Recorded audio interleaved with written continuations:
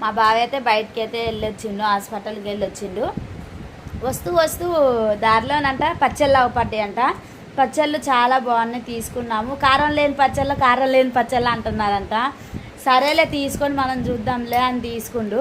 అది ఎలా ఉంది ఏంటి అన్నది ఇప్పుడు బావనైతే అడిగేద్దాం.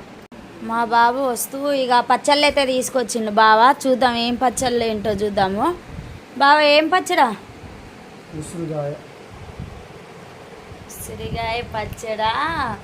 మాదైతే ఇప్పుడు ఇది చల్లగా ఉంది కానీ అన్నం వేడి వేడి అన్నంలో వేసుకొని తింటే పచ్చడి అసలు దాముగుండిద్ది, అసలు చాలా బాగుంటుంది.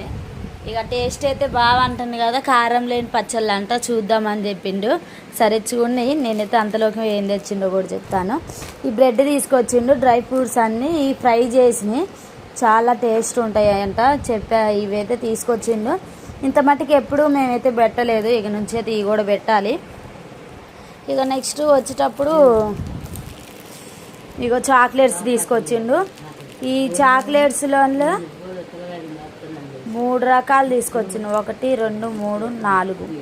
4గిట్లో ఒకటి రాఖీకి, ఒక పండుగ, ఒకటి ఖుషికి, ఒకటి నాకు. ఎలా ఉంది బా?